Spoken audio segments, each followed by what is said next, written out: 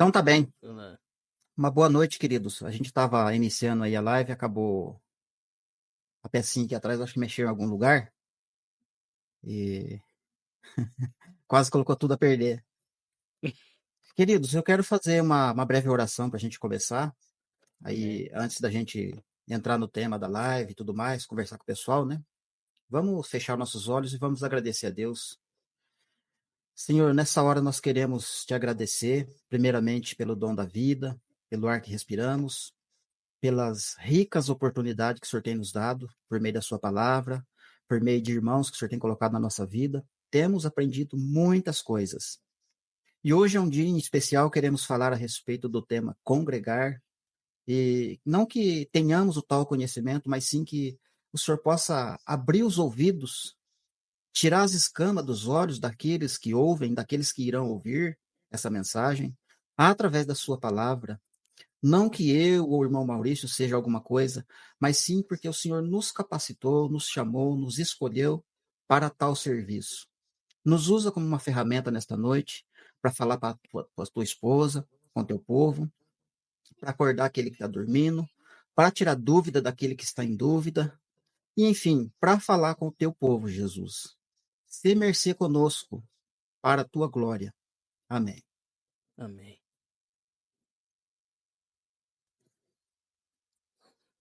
Ok.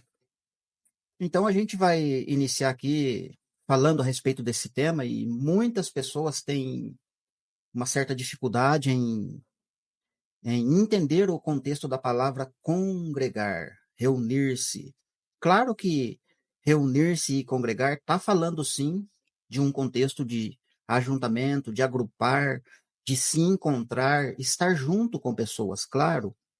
Só que o sentido da palavra congregar, biblicamente falando, principalmente no contexto da carta aos Hebreus que fala de congregar, é outra coisa totalmente diferente, das quais as pessoas querem induzir, querem falar de qualquer forma de que a gente precisa estar presente para congregar.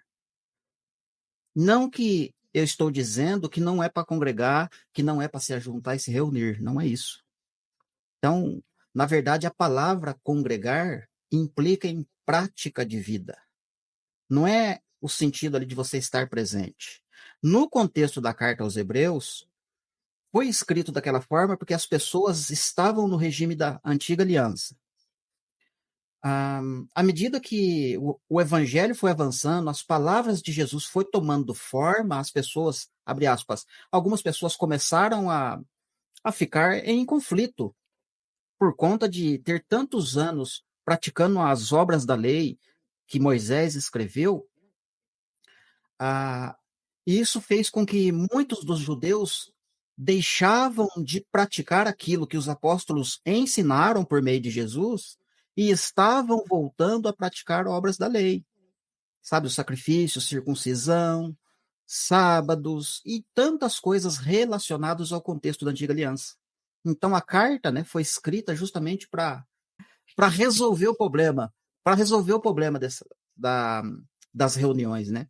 Porque as pessoas estavam se reunindo ao ponto de deixar de praticar aquilo que Jesus ensinou e os apóstolos ensinaram, ao ponto, inclusive, de até Paulo ter que repreender Pedro em algum momento. Tão, como é que fala? Tão feroz estava a situação ali do período dessa transição de alianças que Paulo foi necessário dar uma chacoalhadinha em Pedro. Então, na verdade, congregar implica sim prática de vida. Existe a práticas da obra da fé em Cristo e existe a prática de obras da lei. Prática das obras da lei são coisas literais, né? São as coisas lá dos cultos, as liturgias, as cerimônias literais, ritualistas, inclusive. Quando Cristo vem, ele vem para dar um sentido real para tudo aquilo. Vem para mudar totalmente, inclusive essa questão da reunião, né? E aí, quando as pessoas começaram a bandeirar para esse lado, deixavam de prática, ou melhor dizendo, hein, olha só como é que funciona. Eles deixaram de praticar as obras da fé que Jesus ensinou, os apóstolos ensinaram, estavam voltando para as práticas da obra da lei. E aí vem essa carta para dizer: olha, vocês precisam voltar a congregar, voltar a praticar a palavra que o mestre ensinou. Não podemos continuar.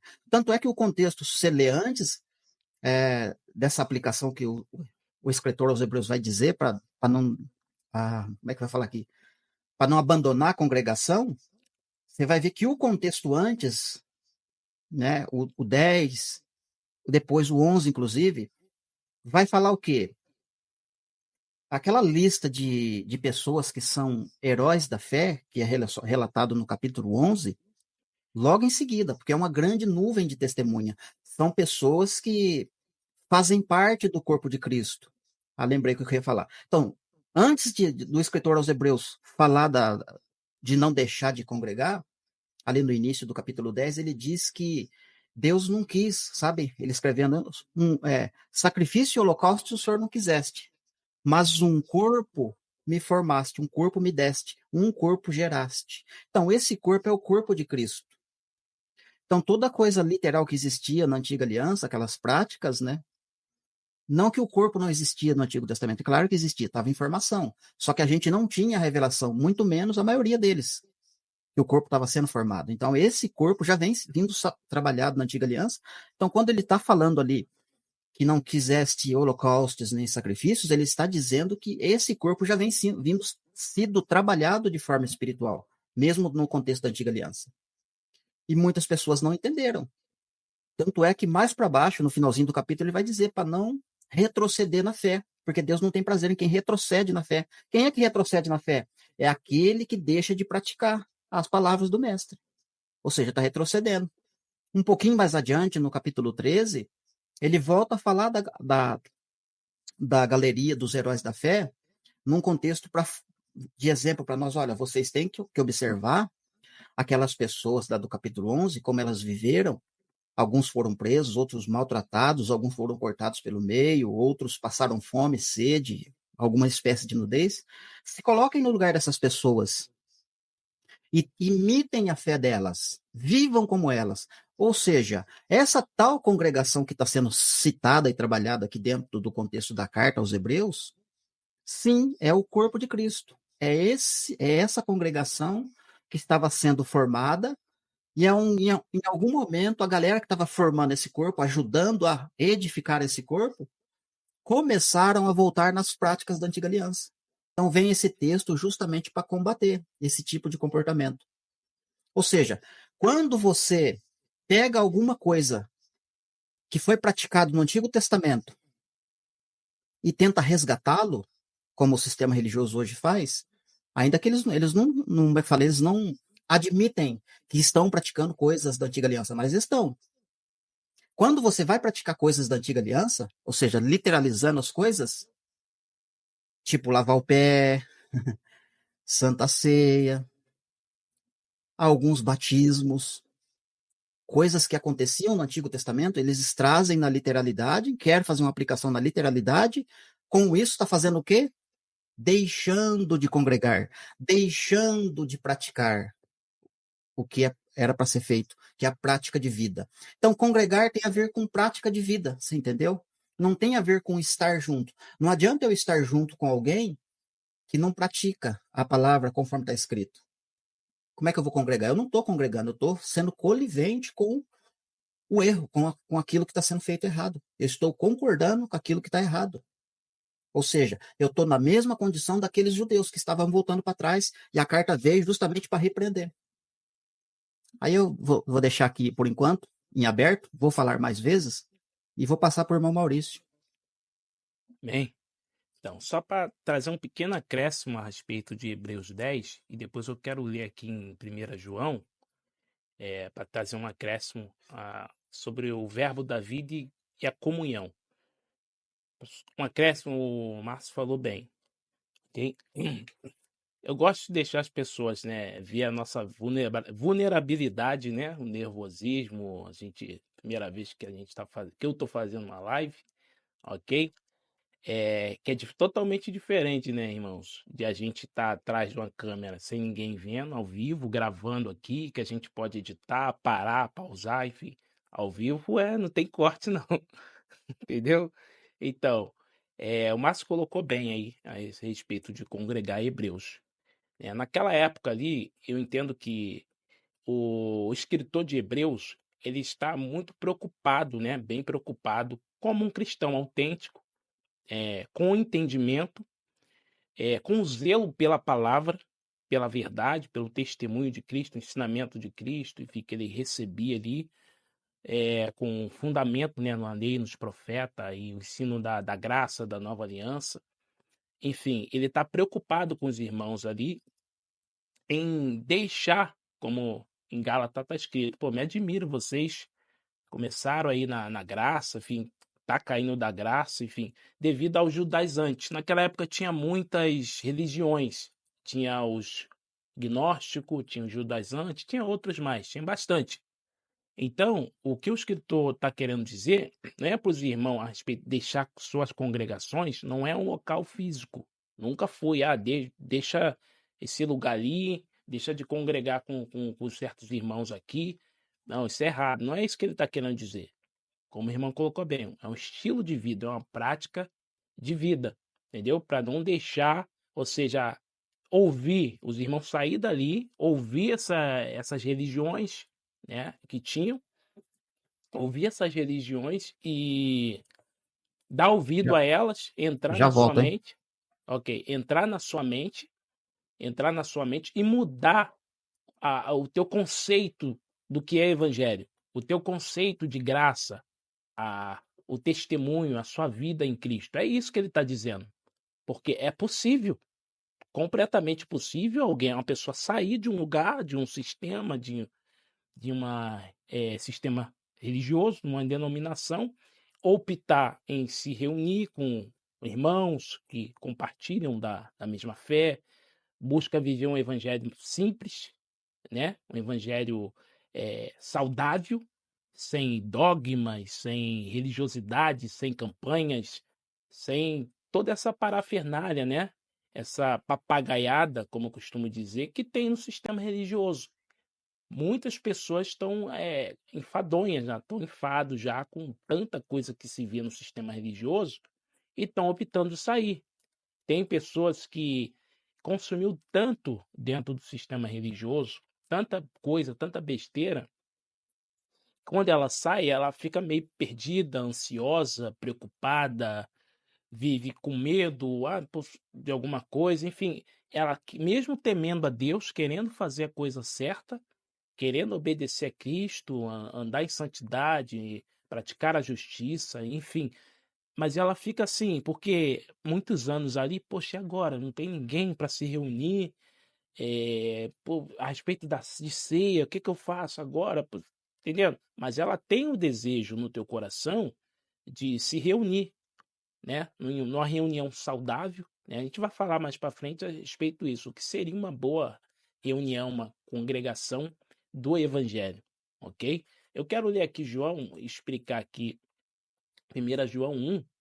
Não sei se eu botei para compartilhar a tela, ok? Eu vou ler 1 João capítulo 1, versículo 1.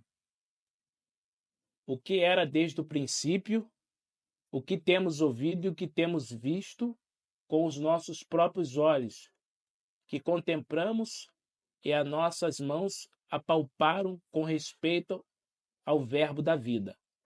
E a vida se manifestou, e a nós temos visto dela, e damos testemunho, e vô-la anunciamos, a vida eterna, a qual estava com o Pai, e nos foi manifestada. O que temos visto e ouvido, anunciamos também a vós outros, para que vós igualmente mantenhais comunhão conosco. Ora, a nossa comunhão é com o Pai e com seu Filho Jesus Cristo. Aqui ele está falando, irmãos, ele está falando do verbo da vida. O escritor aqui, João, na sua carta, ele está falando do verbo da vida, a vida eterna que estava com o Pai, com Deus, que é a palavra, que se manifestou, ok? Então ele está testemunhando, anunciando isso, e no contexto ele vai falar os irmãos, olha, para que vocês tenhais comunhão conosco. Ele está falando de quem? Do verbo da vida, a palavra, da verdade, que se manifestou, que se fez carne, o Filho de Deus, para que vocês tenham comunhão conosco. Ou seja, eu estou anunciando essa verdade, esse evangelho aqui da verdade, que é uma vida. Ou seja, Cristo não fundou o cristianismo. Cristo não é uma religião. Cristo ele é o próprio reino em pessoa, ok? É uma vida que se manifestou para nós seguir e andar conforme, ok? Ele nos ensinou. E o apóstolo João, ao escrever isso, ele vai acrescentar que eu acho muito interessante, para que vocês tenham comunhão conosco, ou seja, siga isso, receba, entenda isso, que eu estou falando aqui do verbo da vida, se testemunha. Eu estou anunciando a vocês. E a nossa comunhão é com o Pai e com seu Filho Jesus. Tá entendendo? Ou seja, comunhão, ela a comunhão, para ter comunhão uns com os outros, ela tem que estar ligado a essa palavra da vida, ao verbo da vida, a esse testemunho, ok? O Filho de Deus. A comunhão com o Pai e com o Filho. Ok? Vou deixar o Márcio agora, ok, falar mais um pouquinho. Fica à vontade aí. Maravilha. Então, meu querido, eu fiz uma pequena gravaçãozinha aquele dia que a gente tentou gravar live e não deu certo, por conta da microfonia que não estava chegando. Assim, estava ouvindo, né, mas não estava legal. Então a gente queria passar um conteúdo com qualidade, então a gente decidiu mudar o dia da live. E a gente está fazendo hoje. E lá naquela pequena introdução que eu falei lá, eu disse que antes da gente congregar, antes de se reunir, o que vem primeiro é o relacionamento com o Senhor Deus. E isso é uma coisa assim que não é trabalhada. Assim, pode até ser falado dentro do sistema, dentro das igrejas, sobre relacionamento, só que da forma como as escrituras apresentam o relacionamento dos indivíduos que participaram e que são exemplos para nós, não é feito essa comparação, dá esse exemplo.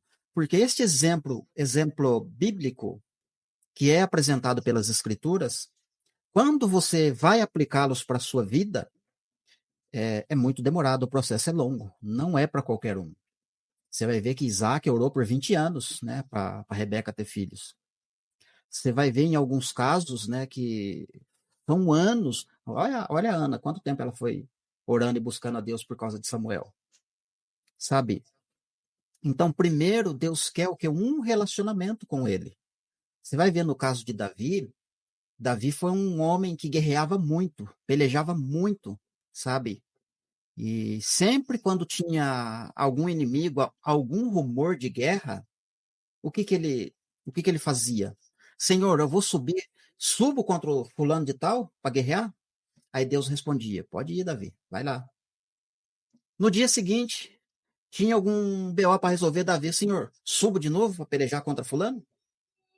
Ou seja, Davi tinha instrução, Davi estava cheio de Deus.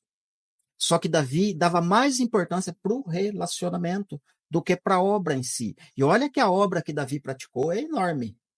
Só que primeiro, as escrituras apresentam o relacionamento. E quando Deus está falando de relacionamento dentro das escrituras, eu quero que vocês entendam. Deus não dá ah, um mapeamento, alguma coisa assim. Ó, você vai me ouvir agora, eu vou te dar uma mensagem. Daqui 1 ano você vai estar em tal lugar, você vai fazer isso. Daqui 10 anos você vai estar em tal outro lugar fazendo aquilo. Não, Deus não é esse negócio, esse tipo de detalhe. Deus, primeiro, ele quer um relacionamento. Ele quer que você confie nele. E ele quer confiar em você. Quando começa a ter essa, como que eu vou falar aqui, essa primazia por parte do homem em se relacionar com o Senhor Deus, sim, aí Deus começa a desenvolver um trabalho com aquela pessoa. Ele disse para Abraão: Abraão, sai da casa do teu pai, da tua parentela, e vai para um lugar que eu vou te mostrar. Só essa frasinha, irmãos, foi alguns anos. Abraão saiu da parentela do pai e foi peregrinando vários lugares, sabe? Abre aspas, dando cabeçada aqui, dando cabeçada ali, até Deus falar com ele de novo. Por que Abraão não perguntou, Senhor Deus, mas eu vou para um lugar que eu nem sei para onde eu vou, como é que esse negócio que é esse? Eu preciso de um destino, como é que faz? Então, quando Deus vem para um personagem bíblico, ele vem primeiro para chamar ele para um relacionamento. Assim foi com Moisés também, né? Moisés, eu ouvi o clamor dos egípcios, o clamor do povo de Israel que estão cativos no Egito, chegou à minha presença. Por isso eu desci para livrá-los. E eu vou usar você para fazer isso. Só que Deus não falou ali no Monte Sinai para Moisés, Moisés, você vai sair daqui, você vai encontrar com seu irmão, depois você vai fazer isso, sabe? O faraó não vai aceitar, daí você vai dar uma praga, depois Israel vai sair do Egito, você vai atravessar o deserto, depois eu vou abrir o mar. Deus não foi falando de tudo para Moisés. Primeiro, Deus falou para Moisés, Moisés, eu sei quem vai livrar Israel. Tanto é que Moisés vai questionar, mas como que eu vou livrar Israel? Sou fanho, tenho dificuldade com a língua, não sei falar direito. Como que eu vou diante de Faraó falar? O que que eu sou perto de Faraó? E aí Deus retruca, não, eu não estou te enviando. Eu sou o Deus Todo-Poderoso. Você vai sim lá e vai livrar Israel. E vai tirar eles da terra do Egito. Só que isso foi tempo, demorou tempo, não foi assim de sopetão, uma coisa rápida. Deus precisou de um relacionamento com Moisés real, íntimo, pessoal e contínuo. Isto é, todos os dias Moisés tinha que orar. Senhor Deus, e hoje, o que eu vou fazer? Senhor Deus, o que vai acontecer hoje? Ó, Senhor Deus, ontem eu fui lá, falei para Faraó as suas palavras. E agora, o que vai acontecer? Sabe? Todo personagem bíblico houve um relacionamento. Depois do relacionamento, aí sim veio a obra. E mesmo assim, a obra precisa do relacionamento. Você vai ver que Jesus, quando ele vai falar, olha, eu sou o caminho, eu sou a verdade, eu sou a vida. Quando Jesus está dizendo que ele é o caminho, ele está dizendo, eu sou o intermédio, eu sou o relacionamento. Eu sou aquele que faz a ligação de você com meu pai que está no céu. Se você não me usar para falar com meu pai, você não vai conseguir. E o meu pai vai me usar para falar com você. Então nós precisamos conversar todos os dias. Se nós não conversarmos todos os dias, você vai ficar perdido no meio do caminho e você não vai saber o que fazer. E aí, no caso, as pessoas vão fazer o quê? No caso, o que mais a gente vê hoje, não é membro não, tá, querido? Eu tô falando de pastores mesmo, de liderança. O que mais a gente vê hoje é eles fazerem o quê? Fazer as coisas na força do braço. Abre porta de igreja aqui, abre porta de igreja aquilo ali, sabe? E vai assim, e eles querem ajuntar de montão, fazer arrastão, vamos dizer assim, né? Para atrair pessoas, para lucrar, com certeza, né? O nome que é usado é para ganhar almas para Jesus. Sim, almas para Jesus e dinheiro para o meu bolso. Então, eles fazem isso na força do braço, muitas das vezes. São poucas as vezes que você vai ver legitimamente Deus levantar um pastor e esse pastor esperar em Deus. Como Davi fala, esperei com paciência no Senhor e atendeu o meu clamor. Isto é, depender realmente de um relacionamento. Só executar alguma tarefa ali nessa caminhada com Deus quando Deus dá o seu alvará, quando ele permitir. Ou como os apóstolos faziam. Teve um momento que Paulo precisou, queria fazer a obra de Deus por conta do empolgamento, das coisas que estavam ocorrendo ali. E ele vai dizer lá em Atos, não lembro que 15, 16, ou um pouco antes, acho que é um pouquinho antes. Ele vai dizer que o Espírito de Jesus não permitiu ele fazer a obra em tais lugares. E ele teve que se acalmar e esperar. Peraí, vou pro relacionamento, vamos ver o que está acontecendo. E aí de noite ele teve uma visão e viu um varão da Macedônia. Ei, Paulo, passa pro lado de cá e nos ajuda. Então, o relacionamento, o que eu quero dizer é, o relacionamento, ele é muito mais importante do que a tal obra. A obra está visando pessoas? Sim. Mas se eu não tiver o relacionamento com Deus em primeiro, isto é, se o meu relacionamento não estiver correto diante de Deus com ele, a obra não vai sair conforme tem que ser feita. Porque a palavra diz, né, não é por força e nem por violência, é pelo meu espírito. Ou seja, é por meio de um relacionamento. Se não houver este relacionamento correto, segundo as escrituras, a obra não vai sair conforme tem que ser feita. O cara pode até conseguir fazer algumas coisas na força do braço. Insistir, inclusive, ele pode. Né? Não é proibido. Só que não está sendo conforme Deus quer. Eu vou falar mais um pouquinho aqui e vou passar para o irmão Maurício. Irmão Maurício, Bem, fica à vontade. quando Fica à Jesus vontade. disse, quando Jesus disse, olha, eu sou o caminho, eu sou a verdade e sou a vida. Ninguém vai ao Pai a não ser por mim. Jesus está falando um monte de coisa ali. Ele não está falando apenas para você clamar ele, ah, estar ali no culto, cultuando, fazendo alguma coisa, assim, no sentido de tentar agradá-lo, ainda que isso é louvável, mas ele está dizendo o quê? Em primeira mão, ele está dizendo, ele tá puxando um gancho lá de Josué e Moisés, ele está dizendo, assim como Deus falou para Josué, falou para Moisés, olha Moisés, olha Josué, tira a sandália dos pés de vocês, porque o local onde vocês estão é sagrado, é lugar santo. Ou seja, é porque ali a personificação de quem estava ali, na verdade, era o filho. E o filho é o caminho. Isto é, Deus estava dizendo nas entrelinhas que tanto Josué quanto Moisés iriam trilhar um caminho santo, do qual Isaías fala desse caminho santo em Isaías 35, de que o imundo não pode passar por esse caminho. O imundo não trilha esse caminho. O porco não anda neste caminho, que é um caminho santo. Então, tanto Moisés quanto Josué, que são duas figuras que é para falar do Messias diretamente, tanto no nome quanto nas ações, os dois apontam para Jesus, tanto no nome quanto nas ações. Então, tira o sandália dos pés, porque o lugar é santo, você vai trilhar um caminho santo agora. Então, Josué e Moisés fizeram essa proeza, caminharam em território santo. Isaías pega essa passagem e já joga assim, fala: aqui está o caminho santo. É só os redimidos que vão passar nesse caminho. Nesse caminho eu vou pôr rio no ermo, o deserto vai florescer, as coisas vão acontecer nesse caminho. O povo vai beber água, o povo não vai passar sede, não vai ter fome, mas esse caminho é só o povo santo, porque é um caminho santo. O imundo não passa por esse caminho. Quando você chega em Efésios, quando Paulo vai falar da, das armaduras, né? Das armaduras de Deus, uma das coisas que Paulo enfatiza é para a gente calçar aos pés a preparação do evangelho da paz. O que o evangelho da paz tem a ver com os pés, com a sandália?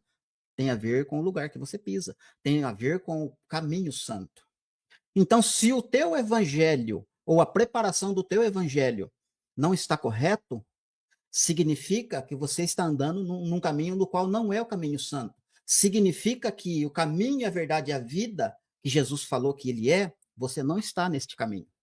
Porque para estar neste caminho santo, é a pessoa que está no caminho santo, ela tem aos seus pés a preparação do evangelho da paz. Porque os profetas dizem: quão formosos são os pés daqueles que anunciam boas novas. E para anunciar boas novas, tem que ser algo original, tem que ser algo da fonte, tem que ser água pura, como a carta dos Hebreus enfatiza.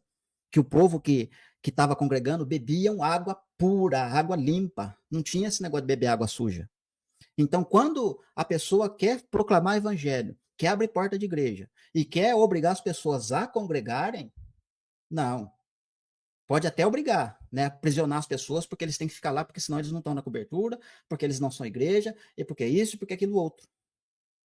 Só que quando, na verdade, o congregar, primeiramente, implica em entender a palavra, entender o relacionamento. Posteriormente, o congregar, na verdade, entrando aqui num outro campo, irmão Maurício, mas faz parte aqui do assunto. Sim. O congregar envolve, na verdade, o encontro que acontecia entre os irmãos era para solucionar os problemas entre os membros, entre a igreja, inclusive a abertura de outras portas, de outros campos, outras regiões, para o evangelho ser alcançado. Mas da forma que eu estou falando para vocês, dependendo do relacionamento. Não é se reunir, fazer jejum à torta e à direita, buscar a Deus. Não, vamos jejuar a semana, 21 dias lá das 23 semanas de Daniel, né? 21 dias. Vamos fazer a campanha tal, aquilo outro, um fervor, uma busca tremenda. Só que cega, sabe? Quer fazer, quer fazer, quer fazer, mas não quer ouvir o que Deus tem a dizer. Às vezes você quer fazer tanto, mas Deus quer fazer primeiro uma obra em você. A obra tem que ser feita primeiro em você. As coisas precisam ser mudadas em você, nos seus olhos, na maneira de pensar, entende? E quando Deus trabalha em você primeiro, a obra que ele faz em você é enorme. Porque quando ele consegue transformar a sua vida, aí sim, através da sua vida, a obra que ele vai fazer por intermédio de você vai atingir algo espetacular. Assim como foi com Moisés. Moisés ficou 40 anos no deserto, sendo preparado. Ou seja, dependendo, trabalhando, se preparando para este relacionamento. Então, esse relacionamento deve vir primeiro. Tendo o relacionamento corrigido, agora vamos para a prática. Vamos praticar a palavra, vamos praticar os ensinamentos, vamos praticar aquilo que está escrito. Porque agora a gente tem o relacionamento. Agora a gente pode, a gente nele nós temos o sim, nós temos o amém. Mas primeiro essa prática precisa estar agarrada em nós, sabe? Se você não tiver essa prática, se você não tiver esse desejo de se relacionar com ele, saber o que ele pensa, saber o que ele quer, mas eu já sei o que ele quer, eu já sei o que ele pensa, eu sei que ele está interessado em mim, eu sei que ele está interessado no pecador, claro, sempre foi assim. Tanto é que ele deu o filho dele por amor ao mundo. Só que Deus quer um relacionamento, não adianta. Se não tem relacionamento, se não tem ali prática diária da palavra, não tem esse relacionamento. Se não tem esse relacionamento, eu vou estar ali, sabe, só enchendo linguiça. Estou ali uma vida rotineira, mas Deus está longe faz tempo. Eu estou fora do caminho faz tempo. E Deus faz tempo que Ele não está me vendo mais. Aí daqui a pouco eu falo mais, irmão Maurício. Amém. Para não ficar só, ok? O irmão trouxe aqui vários assuntos, é importante. Eu quero ler aqui Tiago 1:27. Encaixa muito bem nesse assunto. Antes disso, de ler, eu queria falar que. Ok.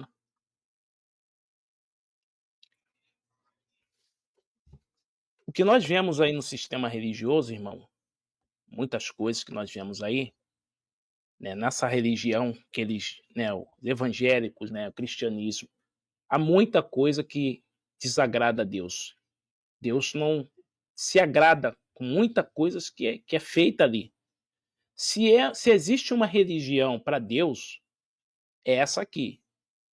Tiago 1:27. A religião pura, sem mácula, né? Vamos colocar entre aspas religião, porque o evangelho, irmão, não é uma forma de vida, como já colocamos aí, ok? É uma prática, uma forma de vida, ok? É uma pessoa, filho de Deus, o verbo, e é uma forma de vida.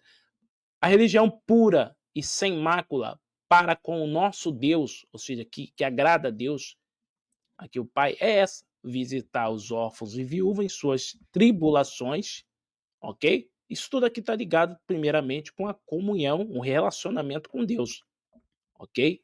Senão vai se tornar uma obra de social, normal, simples, se não tiver relacionamento com Deus, primeiro. Nas suas tribulações, e a si mesmo guardar-se incontaminado do mundo. Guardar-se incontaminado do mundo, ok? Em Amós, acho que diz lá que Deus não tem prazer nas vossas festas solenes. O que nós vemos por aí, eles dizem que agrada a Deus. Eventos a balde, congressos, seminários a balde, festividade, tudo sustentando, né, ostentando luxo, vaidade, dando mais atenção para pessoas que têm condições, ricos ali. Já vi muito isso em muitas denominações. Nas grandes, então, o que mais tem? Por exemplo, entra um casal de pessoas que têm condições, tem empresa, tem suas condições boas, né? Ou seja, entre aspas, o dízimo, forma de dinheiro que eles cobram, vai ser grande desse casal, né? Dessa família ali. Então, meu irmão, por exemplo, um lugar que tem profetada, o cara já viu, ó, esse casal aí, essa família aí tem condições. O que eles fazem para segurar a pessoa ali, para prender esse casal ali, essa família ali? Olha, começa a entregar profetada já preparada na mente deles, até mesmo de internet, né? Profetadas, revelações de internet para essa pessoa, e diz assim, eles terminam ainda assim, olha, mas promessas, né, para a vida da pessoa, tem promessa de Deus para tua vida, isso, aquilo, mas se você ficar aqui, olha só, ao nível, se você permanecer, ficar aqui, essas promessas, pronto, já segurou o cara ali, faz um monte de presepada, a igreja dá glória, isso, aquilo, o emocionalismo entra, tudo isso aí, irmão, que essas pessoas fazem, né, no sistema religioso, a liderança, enfim, o líder religioso, é tudo falta de relacionamento com Deus. Porque verdade é, como o irmão Márcio colocou aí, se tiver um relacionamento com Deus, um coração puro, sincero, né, quebrantado, desejo, zelo pela verdade, né, ensinar a verdade para o povo, em ter um relacionamento com Deus primeiro, com o Pai, com o teu filho, você vai ter boas intenções, o bom senso, você vai olhar, vai amar essas pessoas, vai desejar o bem, ensinar a verdade, tirar elas da escuridão, das trevas, e não vai querer jamais enganar essas pessoas com um evangelho falso, né? Com que nós vemos muitos por aí, misticismo. Eu fiz um vídeo, eu gravei um vídeo há pouco tempo, ainda eu não eu terminei, estou terminando de editar para poder lançar. Coisas, o título é Coisas que tem no sistema religioso. Botei uma lista ali, pelo menos de 10 coisas: bajulação, misticismo, emocionalismo, autoritarismo, enfim, essas coisas que a gente vê, não toqueis. Eles pegam um texto lá de fora de contexto, né, nos profetas, não toqueis nos ungidos do Senhor. E com isso, eles mesmos, os líderes, usam isso para poder se assegurar ali, né? E por medo, eles começam até a usar esse texto e ameaçar as pessoas, usar texto, a passagem de Datã e Corã, Abirão, Miriam, que se rebelou contra Moisés, no deserto, aqueles homens que se rebelaram contra Moisés, a terra se abriu, engoliu, e fica usando esses textos para botar medo nas pessoas. Olha só como é que trabalha a questão do sistema religioso. Prender as pessoas ali, porque fica fácil de você manipular, de enganar, prender as pessoas ali, ok? Pelo emocionalismo, pelo medo, e as pessoas vão sendo enganadas.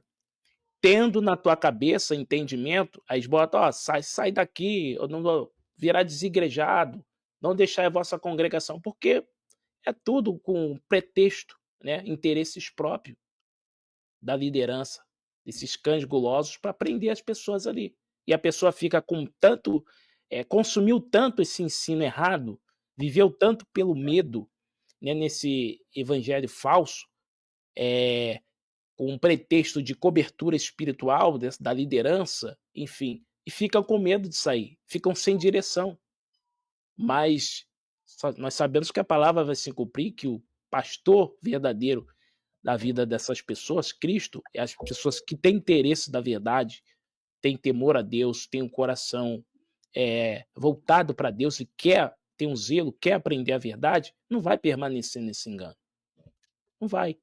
Mas muito dessa situação da liderança também é culpa também do próprio povo. Não pode isentar, né, a culpa das pessoas e amontoarem para si doutores conforme suas concupiscências, né, a sua ganância, a concupiscência, a inclinação da sua carne, o desejo de, por exemplo, para finalizar aqui a minha parte, pessoas que vão para esses lugares, sistema religioso, em busca de profetada, de profecias, revelação. Tem muito isso. No meio pentecostal, então, muito, neopentecostal, revelação, profetada. Só vai em busca disso. Olha o coração deles. Não estão em busca de relacionamento com Deus. Essas pessoas, um dia, em algum momento, vão ficar frustradas. Ansiedade, vão sofrer de ansiedade emocional, porque é o dia que tudo isso, essas profetadas que eles usam lá, revelação, isso aqui, tudo mentira, muitas mentiras, não vai se cumprir na vida da pessoa, a pessoa vai ficar frustrada com Deus, né? Com, com o sistema religioso e vai botar tudo num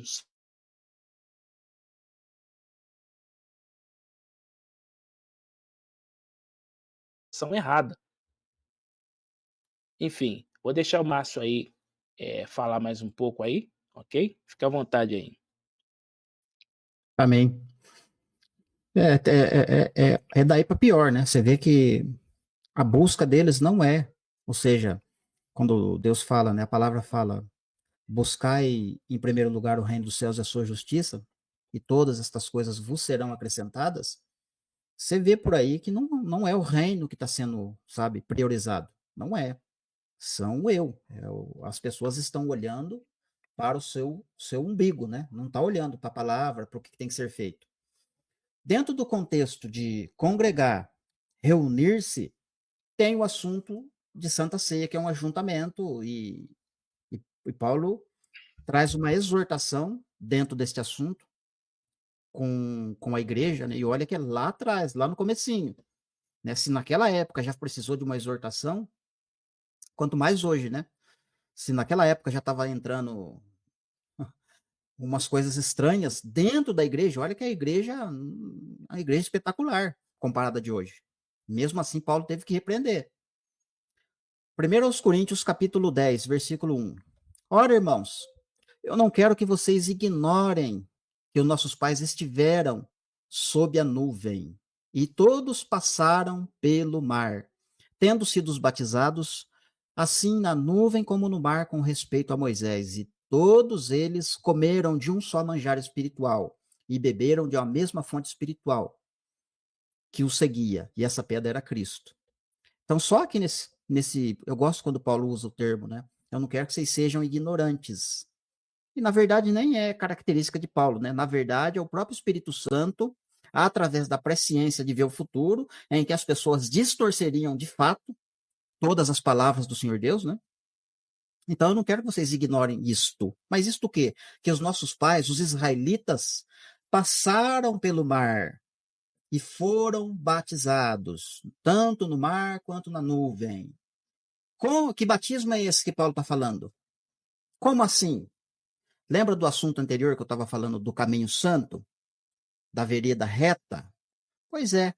Os profetas também dizem que quando Deus abriu o mar e deu um caminho para Israel, é uma vereda, é aquele que abriu um caminho no meio do mar, e aonde Israel passou a seco. No contexto dos profetas, esse mar representa nações. Então, Cristo, quando ele vem para se manifestar, ou para cumprir essas profecias, ele é o caminho no meio das nações. Esse caminho no meio das nações, que é Cristo, assim como Israel passou no meio do mar e foi batizado no meio do mar, com respeito a Moisés e com respeito à nuvem, sabe? Foi batizado. Mas como que eles foram batizados?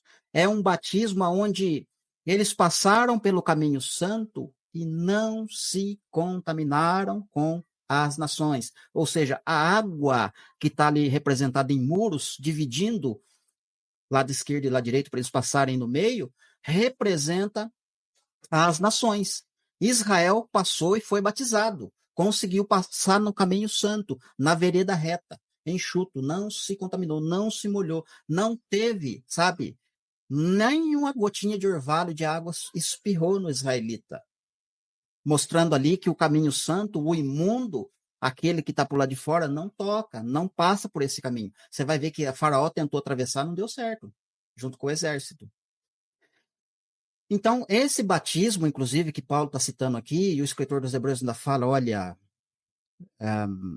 se Deus permitir, a gente vai falar desses batismos, da imposição de mãos, a gente vai falar do juízo eterno e tudo mais, mas se Deus permitir, visando o relacionamento, se Deus permitir, a gente fala, se Deus não permitir, vai ficar no mistério, abre aspas, para eles ou para aquela época. Então, quando eles estão, os profetas dizem que esse caminho santo aponta para Cristo. Cristo é o caminho santo. Israel passou por esse caminho, não se contaminou. Os profetas disseram que haveria um caminho santo no meio das nações, que eles não se contaminariam, porque só ia passar os redimidos. Só o povo de Deus passariam por este caminho. E Paulo está trazendo isso à tona, falando: olha, não ignorem este fato. Eles, no passado, não se contaminaram. Só que ele fala eles, mas mais para baixo ele vai dizer: quando eles estavam no deserto, vamos ler que é melhor, né? Vamos continuar lendo. Verso 6. Verso 5.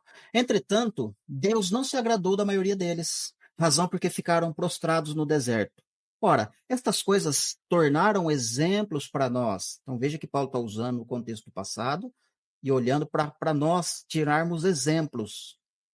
Não vos façais, pois, idólatras, como algum deles fizeram, porquanto está escrito: o povo assentou-se para comer e para beber, levantou-se para se divertir. e não pratiquemos imoralidade, como algum deles praticaram, e caíram num só dia 23.000. Não ponhamos o Senhor à prova, como algum deles puseram, pelas mordeduras da serpente. Nem murmureis, como algum deles murmuraram e foram destruídos pelo exterminador. Você tá vendo que na linha do tempo que Paulo está apresentando, houve vários juízos, houve várias peneiras. Por quê? Porque é um caminho santo, o imundo não pode passar. Se acontecer de extraviar, acontecer alguma coisa, a pessoa é retirada, ela não fica. Aí vai passando a peneira, verso 11. Estas coisas lhe sobrevieram como exemplos e foram escritas para advertência nossa, de nós outros sobre quem o tempo dos fins tem chegado. Aquele, pois, que pensa estar de pé, toma cuidado para não cair.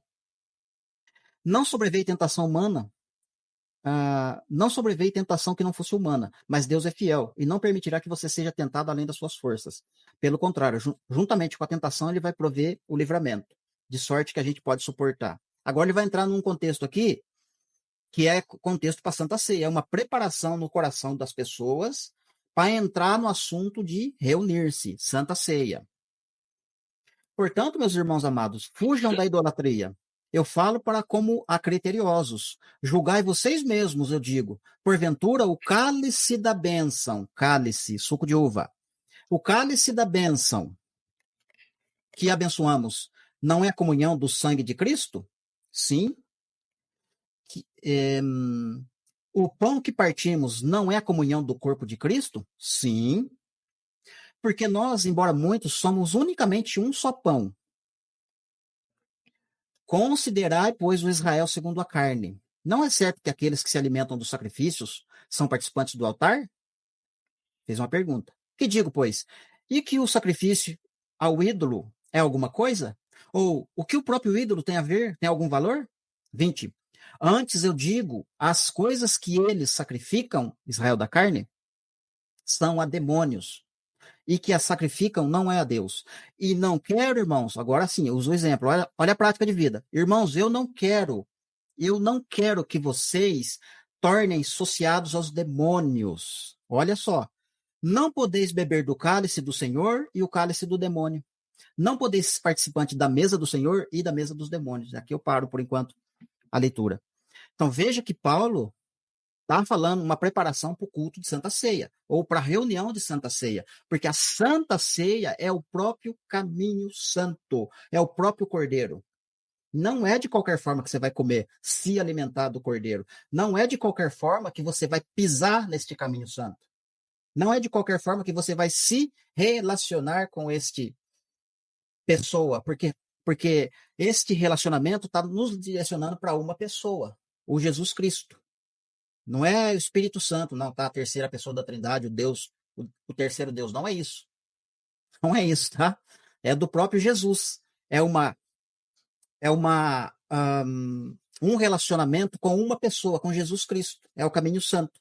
Ou seja, quando nós nos sentamos para nos reunir na mesa, no único pão, o corpo de Cristo, a congregação, aquela que a carta aos Hebreus está falando, a Assembleia Universal, o rolo, os arrolados dos céus, etc., comparado à grande multidão de anjos e tal, essa galera é o corpo, é o caminho santo. É essa galera que ele está dando um exemplo, é exemplo para nós. Olha, esse aqui é o corpo, esse é o corpo. Olha a fé deles, olha o que eles fizeram. Não deixemos de praticar o que eles praticaram. Não deixemos de congregar. Essa é a situação. Então, esse encontrar-se, e não é todo mês, uma vez por mês, não existe uma data específica de reunir. A data específica que existe é aquela que você se relaciona com Deus todos os dias. E à medida que você vai se relacionando com Deus, ele vai te dando as diretrizes. Como? Através do corpo. Aí você vai ouvir os irmãos, você vai ouvir as irmãs, você vai ouvir as pessoas. Mas estando em um relacionamento com ele. Não é simplesmente fazer parte do corpo obrigatoriamente, como é colocado pelo sistema. Você faz parte do corpo voluntariamente. Eu estou com Jesus porque eu quero estar. Eu vou até um local me reunir com algumas pessoas para falar de Deus, é porque eu quero, não é porque eu sou obrigado. É totalmente diferente. E nesse local que eu vou me reunir com essas pessoas, a gente vai tratar do organismo. Nós não fazemos parte de uma organização. Organismo é o corpo de Cristo. Organização foi o homem que levantou. É diferente. Fazer parte da organização facciosa, organização fraudulenta, organização CNPJ, organização luciférica, não. Essa vem do diabo, vem dos homens. O organismo vem da palavra. O organismo do corpo deste pão, que é o cordeiro, é totalmente diferente, querido. Então, a voluntariedade do ser humano em querer ser participante, se participar, envolve tudo isso. Envolve tudo isso. E eu vou deixar aqui agora em aberto, tem mais uma coisinha que eu vou tratar aqui daqui a pouquinho, se der tempo, porque já está quase 1 hora de live, né? E aí a gente continua, que eu quero falar um pouquinho dos novos convertidos. Como que ficam os novos convertidos dentro desse contexto? Porque a gente está aqui, abre aspas, né? Falando das pessoas de relacionamento, né? Mas a gente tem que pensar um pouquinho na galera que está chegando, na galera que está no comecinho, café com leite, sabe? Tem todo aquele cuidado, né? No caso, os débios da fé, que Paulo fala. Mas eu vou deixar aqui para o irmão Maurício falar um pouquinho, e se der, a gente fala mais um pouquinho aí para a gente, acho que entrar para o final. Sim, sim. Eu quero falar aqui um pouco de um assunto rápido, para acrescentar, e depois o Márcio fala e eu vou ler depois um texto que eu escrevi ali de certo pastor da mídia aí, né, dos Gideões. Ele falou algo sobre desigrejado e eu quero comentar sobre isso. Amém? Então, o que eu iria falar agora, irmãos? É importante também. A gente está falando do congregar, primeiramente o relacionamento com Deus, né? Tem gente que ouve a gente, vai ouvir, tem que deixar bem claro, né, irmão Márcio? Para as pessoas não confundindo, pegar com uma parte fora do contexto e achar que a gente é contra o se reunir, ok? A gente não é contra se reunir. É uma reunião saudável, nós se reunimos, né, para celebrar ali Cristo, adorar ao Pai, ao Filho, né, faz parte, né, de uma vida em graça com Deus, ok? Porque nós vemos em Atos 2, enfim, em Atos 4, enfim, nas cartas, os irmãos que se reuniam na casa de Áquila, Priscila, a igreja que está na casa, então, a igreja, pessoas que se reuniam. Então, para tirar dúvida de alguns irmãos que eu acredito que tem aqui no chat, aqui no nosso canal, que passa isso no coração, já passou no meu coração, ainda quem eu comentei com o irmão Márcio bem antes da live, e o meu propósito que eu tenho aqui de fazer aqui em casa, e a gente vai voltar brevemente a se reunir lá no terraço da minha mãe, tá terminando a obra lá, a gente sempre fazia esse encontro à tarde, aos sábados, né, uma vez no mês, aquele convívio, resenha, louvava a Deus e compartilhava da palavra, dava alguns estudos lá, convidava amigos, dizia, irmãos, era uma bênção, aquele suave, entendeu? Aquele evangelho simples, aquele encontro saudável, entendeu? É muito bom, você tem teu familiar, teu filho, teu esposo, enfim, já tem esse entendimento, pode começar, você tem um desejo, pelo menos uma vez no mês, uma vez na semana, vamos fazer aqui um encontro no lar, vamos orar, vamos falar com Deus, nos relacionar com Deus, vamos louvar a Deus, celebrar aqui, cantar junto, enfim. É bom se tiver amigos que alguém também, claro, né, capacitado, estude, busque entendimento da palavra para compartilhar algo.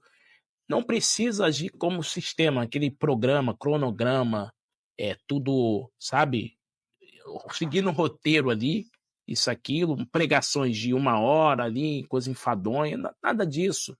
Uma reunião saudável, simples do evangelho, irmãos, cara, é muito gostoso. É muito mais louvável você convidar amigos e irmãos, se reunir aqui, louva um louvor aí, alguém que toca um violão, enfim, fala ali, compartilha algo da palavra rápido, uma parábola, um ensino de Jesus, come junto alguma coisa, brinca, conversa de muitas coisas. É muito mais. Esse é um encontro saudável. Não é aquilo. Quero ler esse texto aqui. Olha lá. 2 Timóteo 2, 19 a 20. Entretanto, ou outras passagens, outras traduções vai estar, todavia, o firme fundamento de Deus permanece. Presta atenção, o firme fundamento de Deus permanece, tendo este selo. O Senhor conhece o que lhe pertence, ou seja, o que são seus. Aparta-se da injustiça todo aquele que professa o nome do Senhor. Aí lá embaixo, no versículo 22, foge outro sim das paixões da mocidade, segue a justiça, a fé, o amor e a paz com os que de coração puro invocam o Senhor. Isso aqui é relacionamento, como o Márcio a gente tem falado.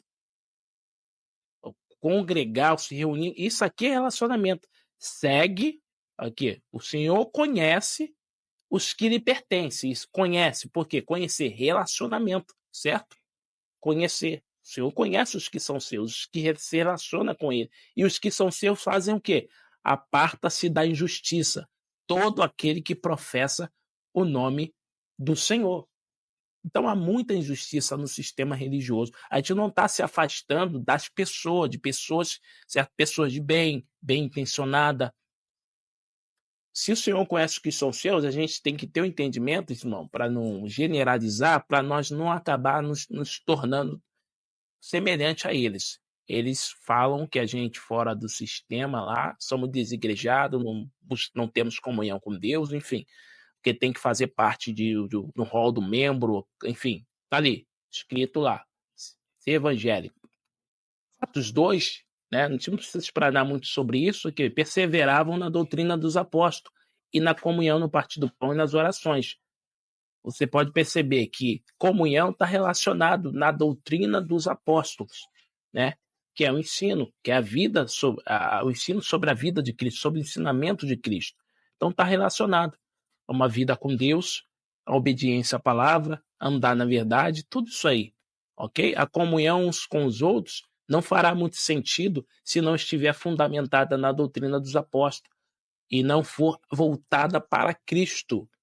Então passa por isso aqui, a comunhão com Deus, ok? Então fica claro para os irmãos que nós não somos contra, né, se reunir, a reunião saudável, somos contra a reunião, né, o que o sistema religioso faz com as pessoas, aprisionam, né, a mente das pessoas, enganam, manipulam, e pessoas também buscam isso, estão indo atrás dessas coisas, enfim, e não querem perder o trono, né, a pose, enfim, o dinheiro, a vida luxuosa que eles levam, né, e por isso eles fazem de tudo para poder defender ali o seu patrimônio, o seu império, o sistema piramidal, enfim. Eles recebem, ganham dinheiro dali, enganam o povo, enfim.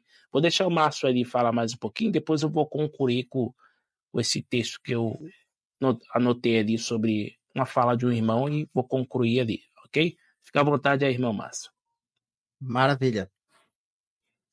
Então, queridos, como eu disse anteriormente, que eu ia falar um pouquinho a respeito dos novos convertidos, mas para a gente entrar exatamente no contexto deles, né? Eu vou ler um pouquinho aqui de Hebreus 6, do verso 2 adiante. Até citei esse texto um pouquinho antes hoje, né? O ensino de batismo e das imposição de mãos, da ressurreição dos mortos e do juízo eterno, isso faremos se Deus permitir. Então, isso para mim, como é que fala? Traz muita luz no sentido que quem está escrevendo está transmitindo para nós que ele domina o assunto, ele conhece o assunto, domina. Só que ele não entrou em detalhes, porque aparentemente, se Deus permitir, a gente fala. Porque, na verdade, essa galera que andou com Jesus, literalmente viu todas as obras que ele fez, sabe? Alguns deles até acordavam com Jesus dentro da sua casa, né?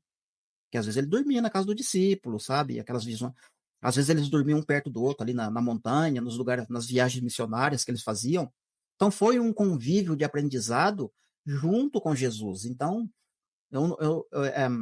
é difícil até falar do impacto que foi esse relacionamento entre eles. O próprio Jesus junto com eles ali, acordando e deitando, sabe, juntos, como se fosse uma família. Então, eu não tenho dúvida também que eles tinham muito entendimento a respeito dos profetas, das coisas que hoje nós discutimos em grupos, falamos nos canais, mas eu não tenho dúvida que eles também não entendiam exatamente porque eles não tinham toda a escritura formada, faltava o livro do Apocalipse, até mesmo as cartas aqui do Novo Testamento não tinham escritas ainda. Mas eles faziam perguntas para Jesus que até hoje para nós é dúvida. Ou seja, eles tinham entendimento e as perguntas eram coerentes, eram perguntas de alguém que estava de olho nas escrituras. E eles tiveram esse impacto, então. Por que eu estou falando tudo isso? Esse impacto de viver, conviver com Jesus, quando eles receberam o Espírito Santo, e o Espírito Santo começou a revelar para eles o efeito da morte de Jesus comparado ao que estava escrito e o que isso ia proporcionar para o mundo, eles não tiveram dúvida de que o que eles viram e ouviram e praticaram era muito mais importante de ser falado e escrito do que qualquer outro tipo de profundidade dentro das escrituras. Então eles escreveram, eles poderiam ter falado, olha, a igreja vai estar na grande tribulação com todas as letras. Eles poderiam falar, olha, a igreja vai para o deserto. Eles poderiam falar tantas coisas que nós estudamos hoje, mas não falaram com todas as letras. Né? Na verdade, fica no ar, né? Em alguns pontos. Somando toda a escritura, a gente consegue entender, mas se você tiver só o Novo Testamento na mão para poder examinar e tentar buscar alguma coisa, você não consegue, você fica bloqueado. Você não consegue muita informação dentro das escrituras, a não ser você ficar com o arrebatamento secreto debaixo do braço e defender ele até a morte, porque você não tem, você fica preso. Não estou dizendo, irmãos, tá? Vou corrigir uma coisa aqui. Não estou dizendo que só o Novo Testamento é pouca coisa que não serve para mim. Claro que serve. Eu estou dando glória para o Novo Testamento. Eu estou dizendo que eles escreveram coisas maravilhosas. O impacto que isso causou na vida deles é muito mais importante escrever isso do que escrever as coisas que nós meditamos hoje. Entende? Mas eles poderiam escrever, falar das coisas que nós falamos. Ok. Fiz o comentário aqui. Verso 4. É impossível, pois, aqueles que uma vez foram iluminados e provaram do dom celestial e se tornaram participantes do Espírito Santo e provaram a boa palavra de Deus e os poderes do mundo vindouro, e se caíram, sim, é impossível outra vez renová-los para o arrependimento, visto que de novo estão crucificando para si o Filho de Deus, expondo a ignominia. Então, qual o lance desse texto aqui? Tem muita informação, né? Não vai dar para. Mas eu quero trabalhar só uma partezinha. Quem é que recebeu o Espírito Santo, participou dessas coisas aqui, do qual ele está escrevendo? Pensa nisso, mas na mentalidade deles, no nível espiritual que eles estavam. Não é no nosso nível, sabe? Ainda a maior parte da nossa vida, nós tivemos a mentalidade que hoje lá a gente vê no sistema, que é uma mentalidade limitada, sabe? Bem rasinha, bem superficial. Então, pensando na mentalidade deles, né, nas coisas que eles gostariam de ter passado para nós, inclusive esse aqui fala no capítulo 5, né, o escritor aos Hebreus. Eu queria passar coisa profunda para vocês, mas eu não posso.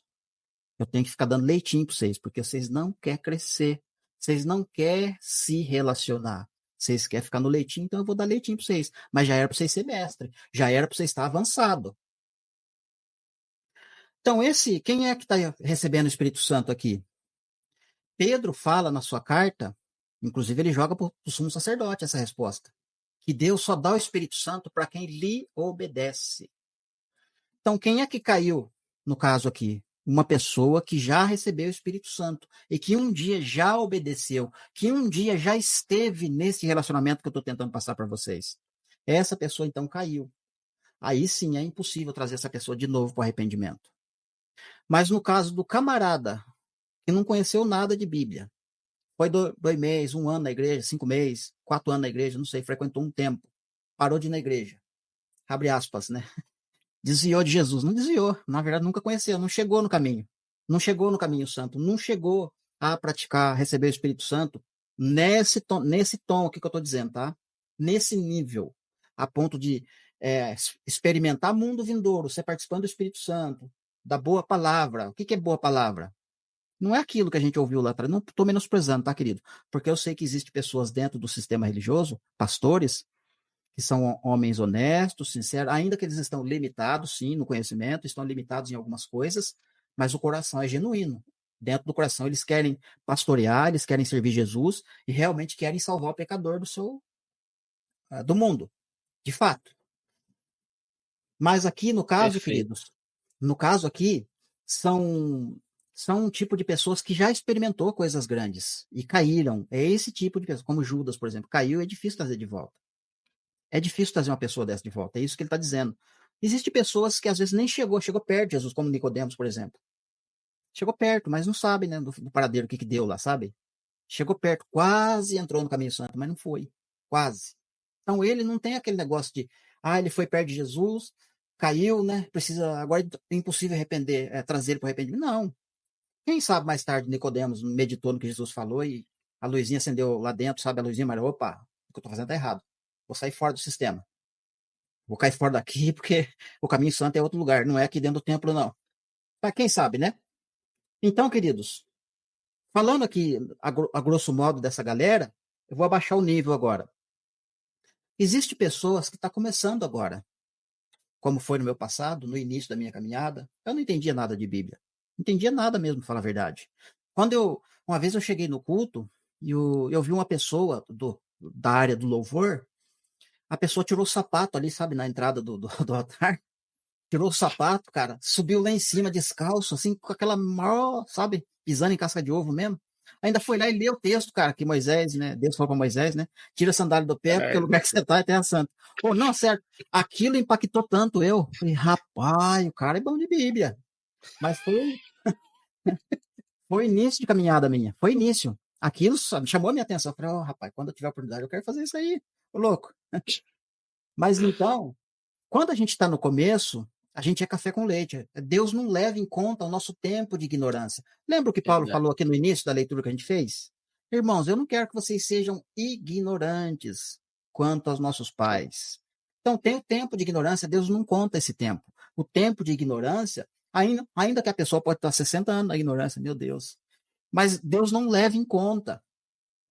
Se essa pessoa despertar para a vida e acordar, Deus vai começar a contar a partir do momento que ela acordou. Claro que aquele tempo que ela perdeu ali, vai ter um acerto de conta, com certeza, né? Porque é muito tempo, né? Pra você ficar dormindo, pra você ficar, sabe, estacionado 60 anos pra acordar pra vida. Não dá, não dá. Tem pessoa que tá hibernando igual urso. Pois é. Dormindo no inverno. Então, não dá. Tem situações que a gente entende, sabe? Existe, sabe, toda a rotina da pessoa, com quem ela convive, o que ela ouviu. Tem até aquele processo de aprendizado, para cada um é diferente. Tem pessoa que aprende ouvindo, tem pessoa que aprende vendo, e tem pessoas que só aprende colocando a mão na massa. Se eu não colocar a mão na massa, eu não aprendo. Se eu não ouvir, eu não aprendo. Se eu não enxergar, ver fazendo, eu também não aprendo. Então, existe pelo menos 3 tipos de aprendizado do ser humano, né?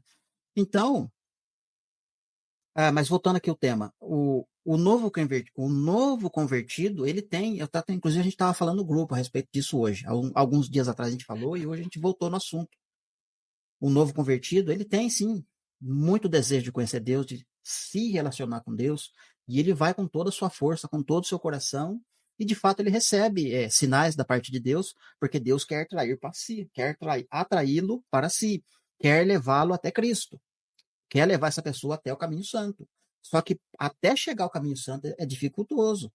O lobo, o bode, sabe, o cão, os porcos não vão ficar olhando você, sabe, tentar é, engatar uma quinta e falar, agora eu só vou parar que eu chegar lá no caminho santo.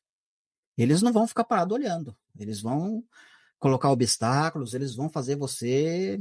Vai ser difícil, né? É uma luta. Por isso que a palavra diz, né? Que a gente tem que permanecer fiel até o fim em todos os sentidos.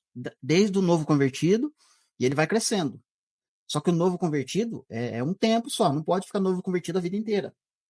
Né? Porque às vezes tem pessoas que, por exemplo, diz que é cristão há 30 anos, só que a conversa dele é de novo convertido. O assunto, o nível dele, sabe? Você fala uma coisa da palavra, ele nem passa perto, né? Nem, será que tá na Bíblia isso que ele falou? Então você vê que a conversa não fecha. Assim como a nossa conversa hoje, com alguém que está lá dentro no sistema, a gente não consegue falar de igual para igual. O que eles falam ressoa estranho para nós, e o que nós falamos para eles é estranho. Ou seja, há um duelo enorme aí na comunicação, né? É difícil. É difícil eles entenderem o que nós estamos falando e nós entendemos o que eles estão falando. Só que aí, quando a gente contrapõe, não dá certo, eles não aceitam, né? Porque é difícil. Quem está do outro lado, né, sendo enganado, passando por essa situação, às vezes não quer dar o braço a torcer que está sendo enganado ou que foi enganado há muito tempo, e, sabe, entra um pouquinho de orgulho, de soberba, aí não tem jeito. Isso vai proceder à queda da pessoa, né? Mas então aqui eu acho que finaliza a minha parte, ó. Então, o novo convertido é café com leite.